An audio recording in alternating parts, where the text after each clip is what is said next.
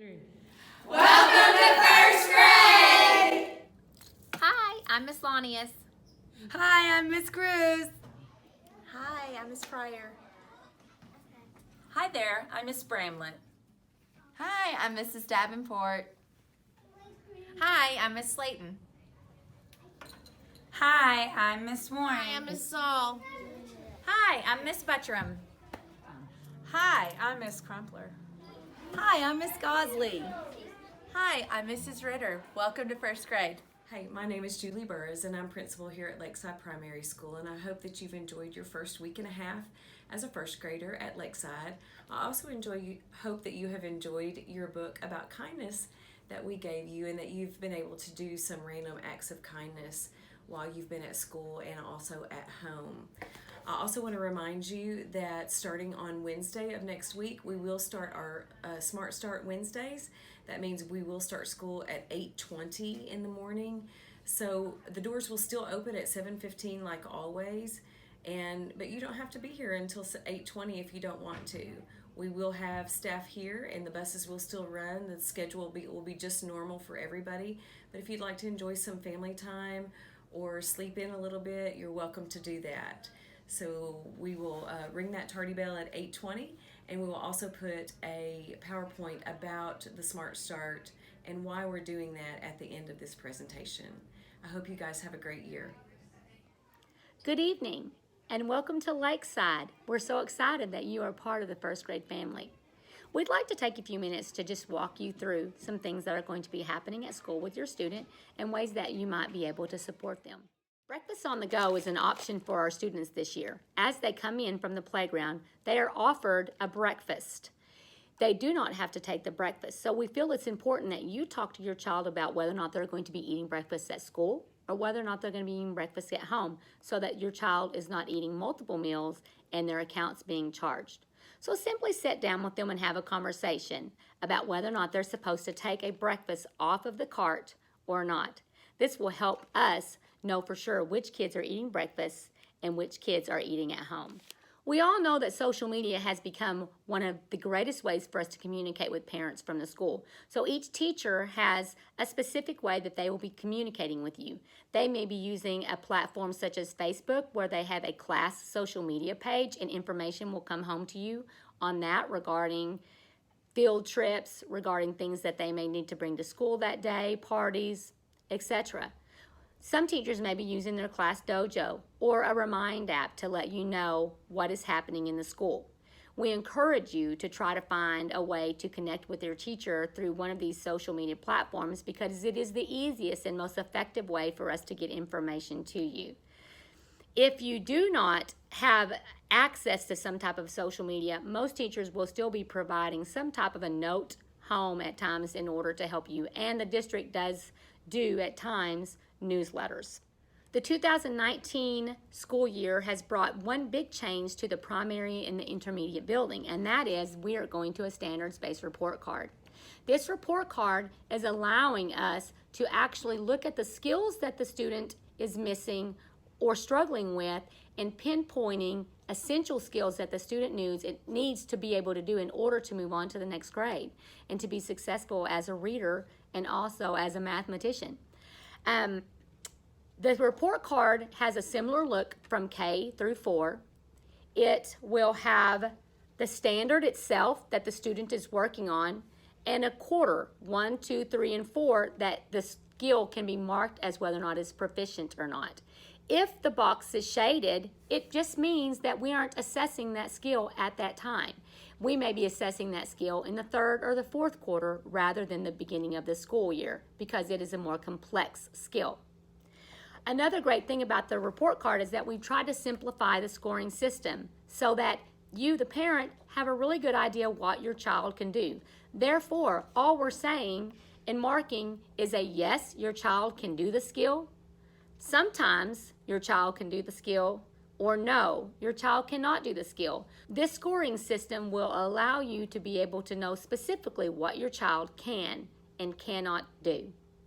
With our Smart Start Wednesdays, This is the time that we look at what skills your child does not know on the report card and how can we go in and help them master those skills. So that again is another reason why the Smart Start Wednesday is appropriate for us and helpful to us, because it gives us a time to come together as a group and look at your child's specific skills and what we can do to help them become masters of the skills that we have been teaching them.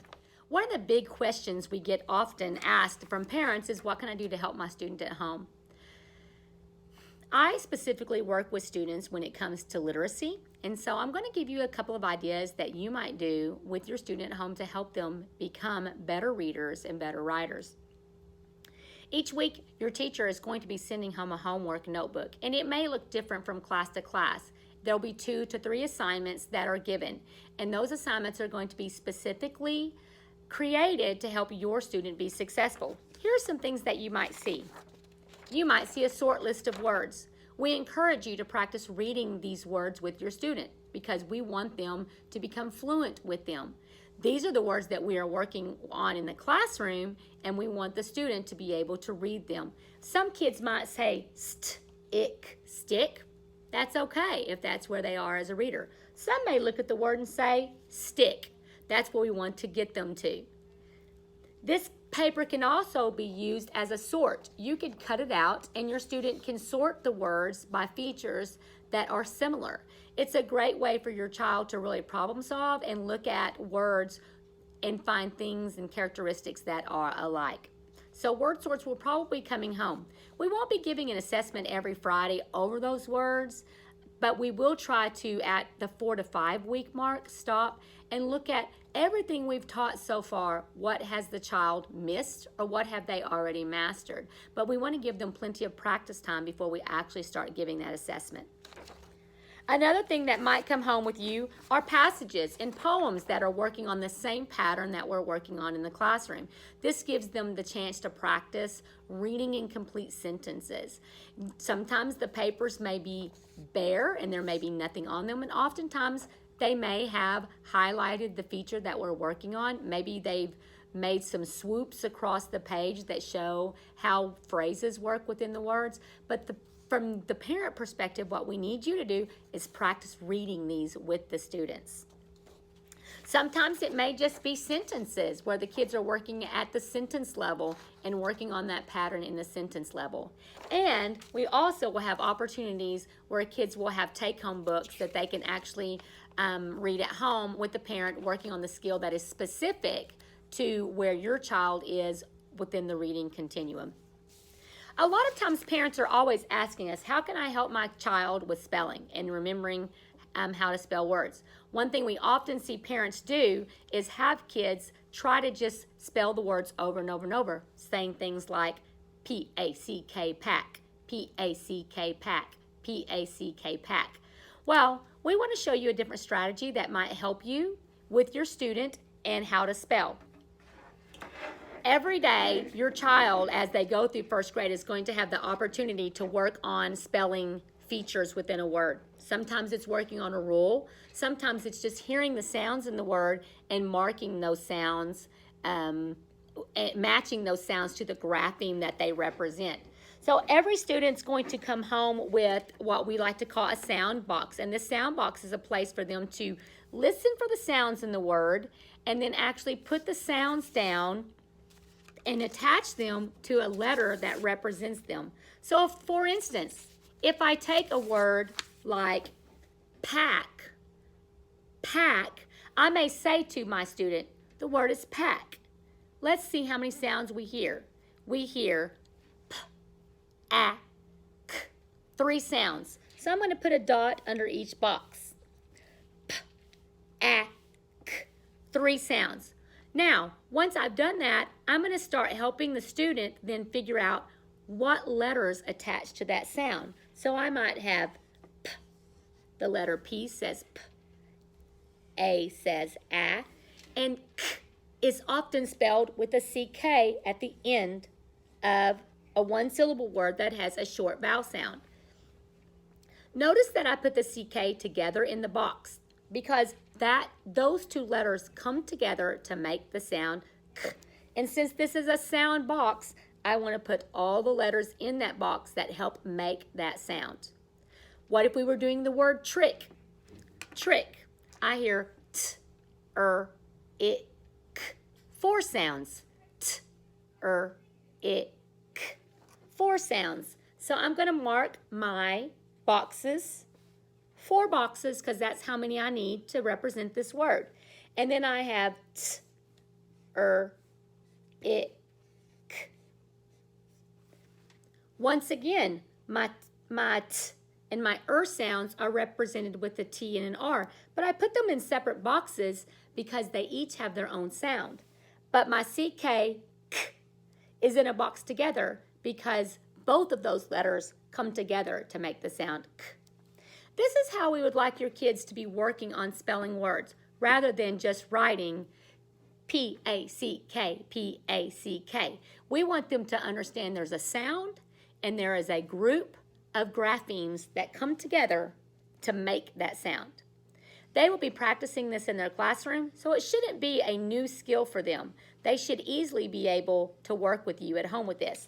So all you have to do is simply say the word off of the list, have the kid break the word into the sounds, and then write them into the boxes. It's a great way for you to practice spelling, and it matches how we actually store words in our brain. So it's going to make it more connective for the student. The night that your homework folder doesn't come home with your child is a great night for you to read to your student.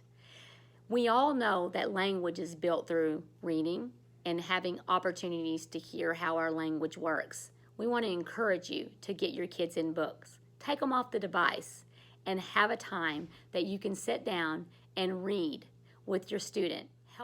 Books unlock a magical world for us, and it gives our kids opportunities and experiences that can help build background knowledge and give them rich language opportunities to hear and learn how to speak, and more than anything, become a lover of reading. We want to encourage you to read with your child as much as you can. I think that's the one thing as a parent that I always enjoyed, was spending time with my child reading a book. So take these moments when you don't have homework to just pull a book off the shelf. Anything. We don't care what it is. We don't care what the genre is. We just want you reading. Don't be afraid to contact us. We want to help you. That's our job. Our goal is to help strengthen your student. We want them to be the best readers and writers and mathematicians that they can be. We want you to be a part of that with us and a part of this journey. So feel free to contact your classroom teacher, your building administrator, or even myself if there are things that we can do to help you on this journey. Once again, welcome to the first grade family.